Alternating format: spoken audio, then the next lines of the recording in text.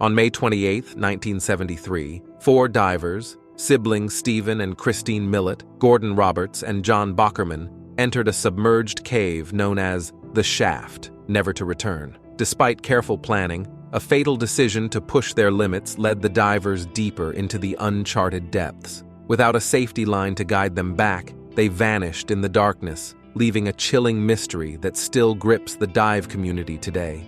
Stay tuned to discover the haunting details of the Mount Gambier cave diving accident. On May 26, 1973, a group of 9 divers set their sights on Mount Gambier, Australia. Their destination, a seemingly unremarkable sinkhole nicknamed the Shaft. This deceiving 3-foot-wide opening in the ground held the key to a hidden underwater world. Among them were seasoned divers Robert J. Smith and siblings Christine and Stephen Millott. Joining them were Gordon G. Roberts, John H. Bockerman, Peter S. Burr, and Glenn Millott, all eager to explore the depths. One member, Joan Harper, opted to stay topside, preparing hot soup and keeping a watchful eye, a crucial role in any dive operation. The Shaft wasn't your typical sinkhole. Discovered by a startled team of horses in 1938, it had transformed from a curious pit into a legendary spot for adventurous divers. Crystal clear water, a hallmark of limestone caves, awaited those brave enough to descend. Sunlight filtering through the narrow opening cast an eerie glow on the water's surface, creating the illusion of a welcoming space. But beneath this inviting facade lurked a hidden giant. The main chamber stretched an impressive 460 feet in length and 260 feet in width, dwarfing the divers who dared to enter. The water level sat serenely 23 feet below the surface, creating a sharp divide between the familiar world above and the inky depths below. Dominating the center of the chamber was a massive rock pile, a testament to millennia of erosion, rising approximately 118 feet high. This natural landmark served as a focal point for exploration, but the real intrigue lay beyond. 2 shadowy tunnels snaked their way into the darkness, beckoning the adventurous deeper. The Northwest Passage plunged 260 feet, while its eastern counterpart boasted a chilling maximum depth of 407 feet. These uncharted extensions promised secrets waiting to be discovered, but also harbored unseen dangers. Despite the undeniable beauty, the Shaft had a dark side: nitrogen narcosis. This insidious condition, often dubbed divers' drunkenness, afflicted those who ventured too deep while breathing compressed air.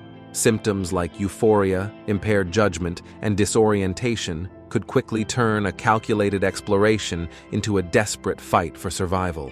The deeper one went, the more pronounced the effects became, transforming a familiar environment into a terrifying maze. This group, however, wasn't a collection of reckless thrill-seekers. They had meticulously planned their dive, conducting a successful exploration the day before. Their initial descent involved deploying a crucial safety measure, a 150-foot shot line, a lifeline that tethered them to the surface. This line served a dual purpose. It provided a means of ascent and ensured they wouldn't become disoriented in the inky darkness. Their focus was on the central rock pile, the agreed-upon limit for safe recreational diving. The perimeter of the rock pile offered a glimpse of the wonders hidden within the shaft. Stalactites and stalagmites, formed over countless years by dripping water, adorned the cavern walls. Schools of fish, adapted to the perpetual darkness, darted through the clear water, adding a touch of life to the otherworldly scene. But the divers knew that venturing beyond the rock pile meant venturing into the unknown.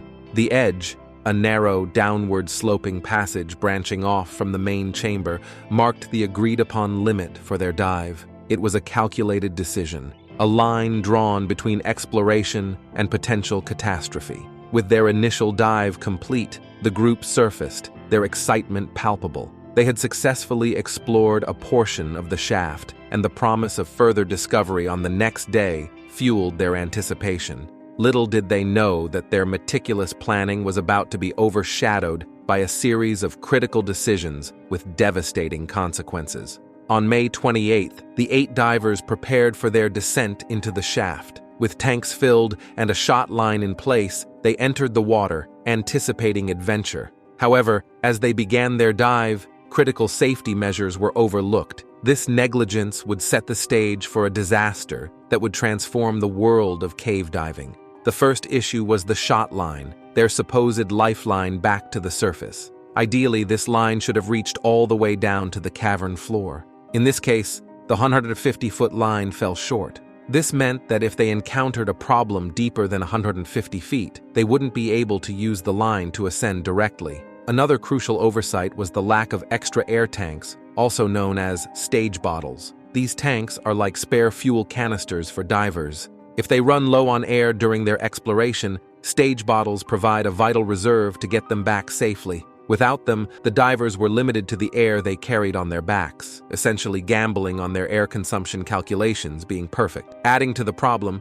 the divers lacked a system to accurately monitor their air supply. Imagine going on a long road trip without a gas gauge. You wouldn't know how far you could go before running out of fuel. Similarly, without proper air monitoring, like gauges or dive computers, the divers couldn't precisely track their remaining air, making it difficult to plan their exploration time safely. Communication within the group was equally lacking. The divers had not established dive partners, the crucial buddy system practiced by experienced divers. They also made a conscious decision against using safety guidelines within the cavern. Glenn Millott later explained their view that multiple guidelines in such a confined space would create more danger than safety. This decision, however well-intentioned, would prove fatal. Robert Smith, the most experienced of the group, had planned the dive, but even his expertise couldn't account for the unpredictable. He was the first to feel the intoxicating effects of nitrogen narcosis. His depth gauge read an alarming 180 feet, far deeper than planned. As an experienced diver, Smith recognized the danger and signaled his intention to return toward the safer, shallower waters near the rock pile. His companions responded with a gesture indicating they would continue exploring. Smith hovered near the rock pile, searching for animal bones for approximately 8 minutes. He was startled to see Glenn Millott returning from the direction the others had gone. Millett's air supply was critically low. He had attempted to alert Christine Millott that they needed to turn back, but the pair had become separated. Moments later, Smith and Millott reached the surface to find that Larry Reynolds had already returned from his dive. A tense wait began. Just 30 seconds later, Peter Burr surfaced, his tank nearly empty. Knowing the others would be facing the same desperate situation, Glenn Millott quickly grabbed a spare tank and plunged back into the depths. He descended to 225 feet, where the cavern floor dropped off into an abyss. He found Stephen Millott's camera and torch amidst swirling, disorienting silt. There was no choice but to decompress and return to the surface, hoping the others would find their way back. The arrival of an ambulance signaled the shift from rescue to recovery. Peter Burr, in a last act of hope, descended once more, but to no avail. The harsh reality sunk in. They were no longer searching for survivors, but for bodies. On May 29th, the day after the accident, the police underwater recovery squad was called in. Their initial dive reached 200 feet, but they were woefully ill-equipped for the conditions within the shaft. The operation was quickly halted as the team scrambled to gather the necessary training and expertise, a process that could take months. Time dragged on, and with bodies still trapped within the cave, another attempt was made. In January 1974, a film crew documenting cave diving in the region received permission to enter the shaft. Equipped with professional lighting, they descended 50 feet. The intense beam suddenly illuminated something disturbing, the submerged figure of a diver. They immediately turned off the light, surfaced, and reported the chilling discovery. The next day, police divers confirmed the sighting. They found the body of Stephen Millott floating beneath a ledge.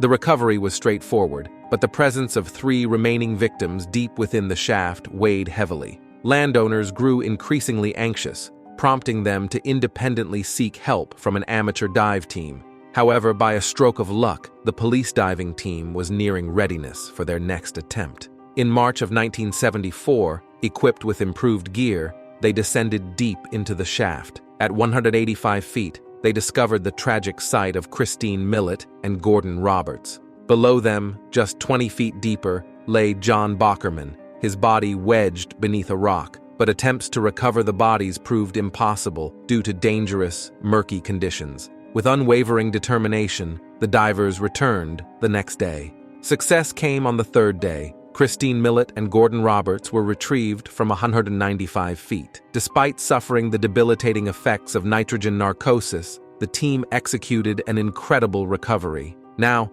only John Bockerman remained lost in the depths, his recovery the most dangerous of them all. The investigation exposed a startling truth. While the divers claimed experience, none were experts in the specialized field of cave diving. The coroner's report was damning, citing a blatant lack of safety measures. No system to ensure a safe return to the surface, no emergency air stashed along the way, and no established buddy partnerships or clear leader to oversee the group's safety. An analysis of the dive equipment exonerated the oft-criticized local air supply used to refill tanks. The gear was of good quality, and the air uncontaminated. Allegations that bad air caused the tragedy were dismissed, with experts pointing directly to the divers' disregard for established safety practices as the primary cause. And so ends the tragic saga of the Mount Gambier cave diving accident. For those fascinated by the world of underwater exploration, stay tuned as we delve into another gripping tale of a cave diving expedition gone wrong.